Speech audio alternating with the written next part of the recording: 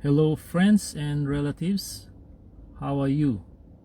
Wherever you are in the world, good afternoon from Auckland, New Zealand. It is time for another Bible reading, and I'm going to read the last 5 chapters of the book of Job, specifically chapter 38 to 42. So we start now on chapter 38 of and verse 1. Then the Lord answered Job out of the whirlwind and said, Who is this who darkens counsel by words without knowledge? Now prepare yourself like a man. I will question you, and you shall answer me. Where were you when I laid the foundations of the earth? Tell me, if you have understanding. Who determined its measurements? Surely you know. Or who stretched the line upon it? To what were its foundations fastened? Or who laid its cornerstone? When the morning stars sang together, and all the sons of God shouted for joy? Or who shut in the sea with doors, when it burst forth and issued from the womb? When I made the clouds its garment, and thick darkness its swaddling band, when I fixed my limit for it, and set bars and doors, when I said, This far you may come, but no farther, and here your proud waves must stop.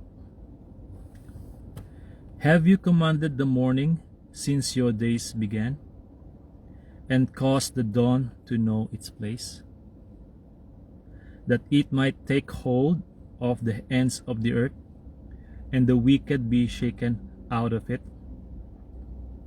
It takes on form like clay under a seal, and stands out like a garment. From the wicked their light is withheld, and the unpraised arm is broken. Have you entered the springs of the sea, or have you walked in search of the depths? Have the gates of death been revealed to you? Or have you seen the doors of the shadow of death? Have you comprehended the breadth of the earth? Tell me if you know all this. Where is the way to the dwelling of light? And darkness, where is its place? That you may take it to its territory, that you may know the paths to its home. Do you know it because you were born then, or because the number of your days is great? Have you entered the treasury of snow, or have you seen the treasury of hail, which I have reserved for the time of trouble, for the day of battle and war? By what way is light diffused, or the east wind scattered over the earth? Who has divided a channel for the overflowing water, or a path for the thunderbolt, to cause it to rain on a land where there is no one, a wilderness in which there is no man, to satisfy the desolate waste, and cause to spring forth the growth of tender grass? Has the rain a father? Or who has begotten the drops of dew? From whose womb comes the ice, and the frost of heaven?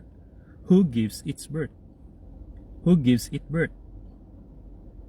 The waters harden like stone, and the surface of the deep is frozen.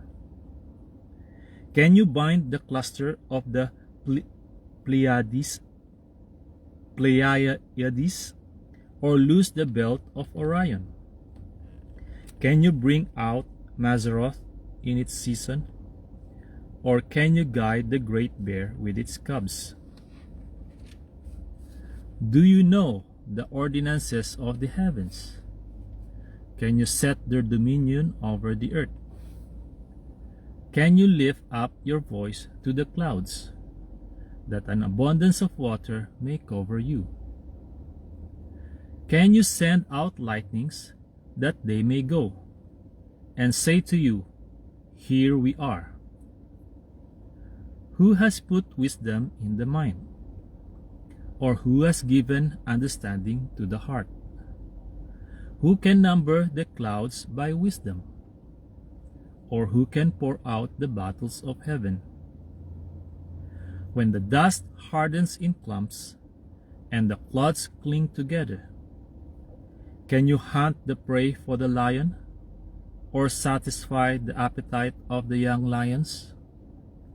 When they crouch in their dens, or lurk in their lairs to lie in wait? Who provides food for the raven, when its young ones cry to God, and wander about for lack of food?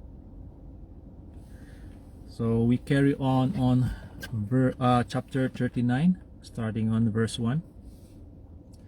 Do you know the time when the wild mountain goats bear young?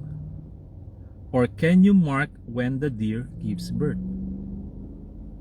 Can you number the months that they fulfill? Or do you know the time when they bear young? They bow down, they bring forth their young, they deliver their offspring. Their young ones are healthy, they grow strong with grain, they depart and do not return to them. Who set the wild donkey free? Who loosed the bonds of the onager? Whose home I have made in the wilderness? Whose home I have made the wilderness, and the barren land his dwelling. He scorns the tumult of the city, he does not heed the shouts of the driver.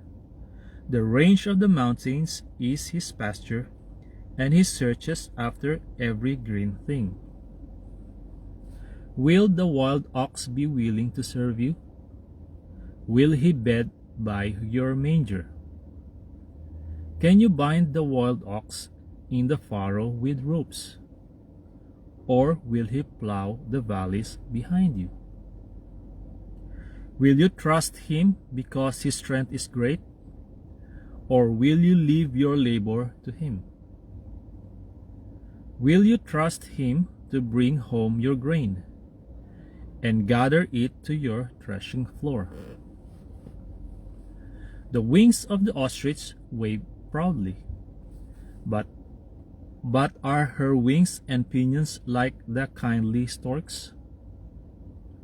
For she leaves her eggs on the ground, and warms them in the dust. She forgets that a foot may crush them, or that a wild beast may break them. She treats her young harshly, as though they were not hers. Her labor is in vain, without concern. Because God deprived her of wisdom, and did not endow her with understanding. When she lifts herself on high, she scorns the horse and its rider. Have you given the horse strength? Have you clothed his neck with thunder? Can you frighten him like a locust? His majestic snorting strikes terror. He paws in the valley and rejoices in his strength. He gallops in the clash of arms. He mocks at fear and is not frightened. Nor does he turn back from the sword. The quiver rattles against him, the glittering spear and javelin. He devours the distance with fierceness and rage, nor does he come to a halt because the trumpet has sounded. At the blast of the trumpet, he says, Aha! He smells the battle from afar, the thunder of captains and shouting. Does the hawk fly by your wisdom, and spread its wings toward the south? Does the eagle mount up at your command, and makes its nest on high? On the rock it dwells and resides, on the crag of the rock and the stronghold. From there it spies out the prey. Its eyes observe from afar. Its young ones suck up blood, and where the slain are, there it is. So we finish chapter 39. We carry on chapter 30, starting on verse 1. Moreover, the Lord answered Job and said, Shall the one who contends with the Almighty correct him? He who rebukes God, let him answer it. Then Job answered the Lord and said, Behold, I am vile. What shall I answer you? I lay my hand over my mouth. Once I have spoken, but I will not answer. Yes, twice, but I will proceed no further. Then the Lord answered Job out of the whirlwind and said, Now prepare yourself like a man. I will question you, and you shall answer me. Would you indeed annul my judgment? Would you condemn me that you may be justified? Have you an arm like God? Or can you thunder with a voice like his? Then adorn yourself with majesty and splendor, and array yourself with glory and beauty. Disperse the rage of your wrath. Look on everyone who is proud, and humble him. Look on everyone who is proud, and bring him low. Tread down the wicked in their place. Hide them in the dust together. Bind their faces in hidden darkness. Then I will also confess to you that your own right hand can save you. Look now at the behemoth, which I made along with you. He eats grass like an ox. See now, his strength is in his hips, and his power is in his stomach muscles. He moves his tail like a cedar. The sinews of his thighs are tightly knit.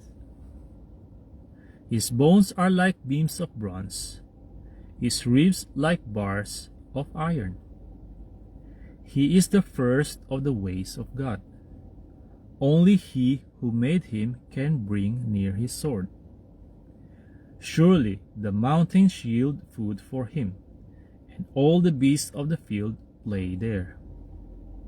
He lies under the lotus trees, in a covert of reeds and marsh. The lotus trees cover him with their shade. The willows by the brook surround him. Indeed, the river may rage, yet he is not disturbed. He is confident, though the Jordan gushes into his mouth. Though he takes it in his eyes, or one pierces his nose with a snare. So we finish chapter 40.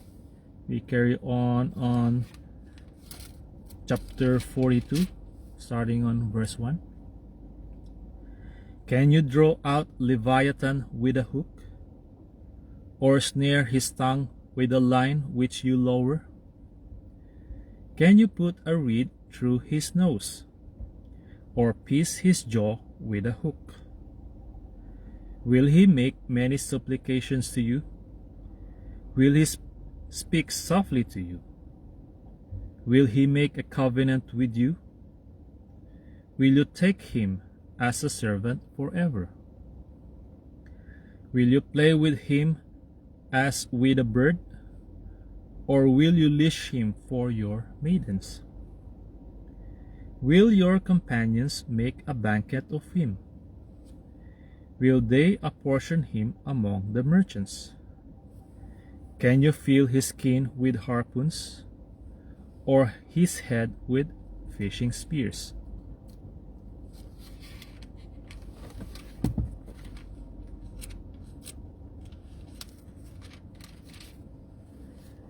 Lay your hand on him. Remember the battle. Never do it again. Indeed, any hope of overcoming him is false. Shall one not be overwhelmed at the sight of him? No one is so fierce that he would dare stir him up. Who then is able to stand against me? Who has preceded me that I should pay him? Everything under heaven is mine. I will not conceal his limbs, his mighty power, or his graceful proportions. Who can remove his outer coat? Who can approach him with a double bridle? Who can open the doors of his face with his terrible teeth all around? His rows of scales are his pride, shut up tightly as with a seal.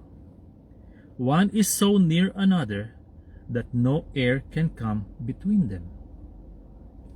They are joined one to another, they stick together and cannot be parted. His sneezings flash forth light, and his eyes are like the eyelids of the morning. Out of his mouth go burning lights, sparks of fire shoot out. Smoke goes out of his nostrils as from a boiling pot and burning rushes. His breath kindles coals, and a flame goes out of his mouth. Strength dwells in his neck, and sorrow dances before him. The folds of his flesh are joined together, they are firm on him and cannot be moved. His heart is as hard as stone, even as hard as the lower millstone. When he raises himself up, the mighty are afraid. Because of his crushings, they are beside themselves. Though the sword reaches him, it cannot avail, nor does he spare dart or javelin. He regards iron as straw, and bronze as rotten wood. The arrow cannot make him flee, sling stones become like stubble to him. Darts are regarded as straw, he laughs at the threat of javelins. His undersides are like sharp potsherds, he spreads pointed marks in the mire. He makes the deep boil like a pot, he makes the sea like a pot of ointment. He leaves a shining wake behind him. One would think the deep had white hair. On earth there is nothing like him, which is made without fear.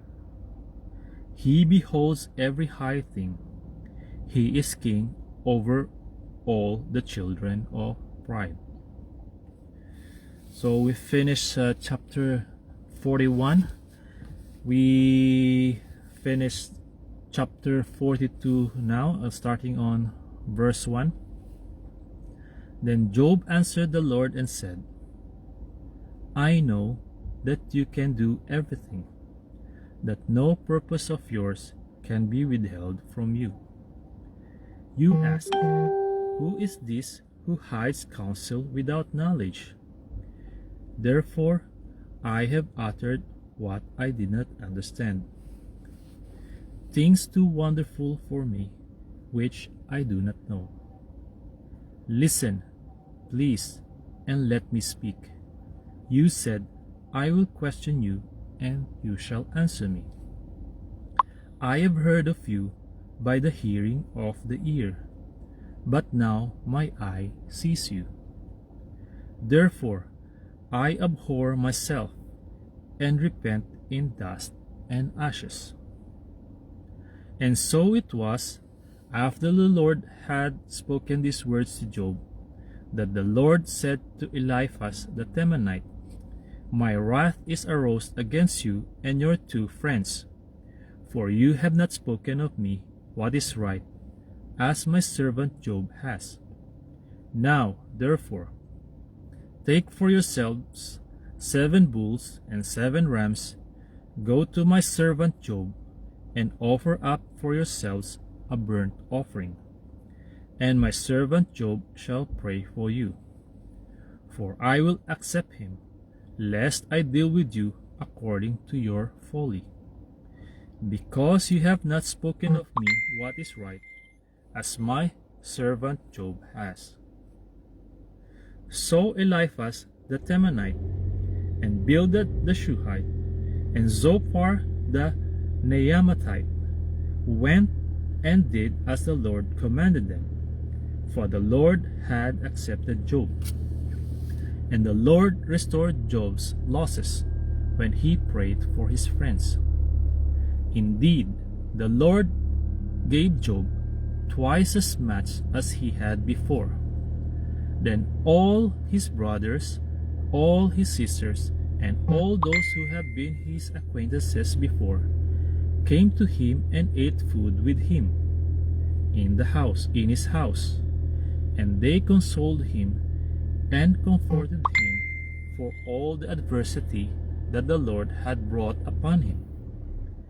Each one gave him a piece of silver, and each a ring of gold. Now the Lord blessed the latter days of Job more than his beginning, for he had 14,000 sheep, 6,000 camels, 1,000 yoke of oxen, and 1,000 female donkeys.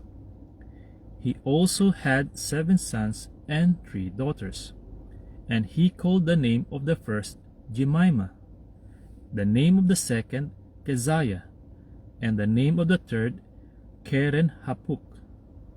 In all the land were found no women so beautiful as the daughters of Job, and their father gave them an inheritance among their brothers. After this, Job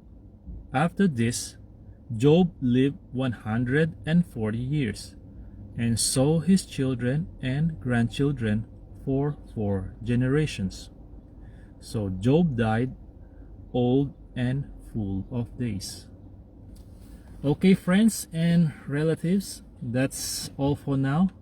I finished the book of Job.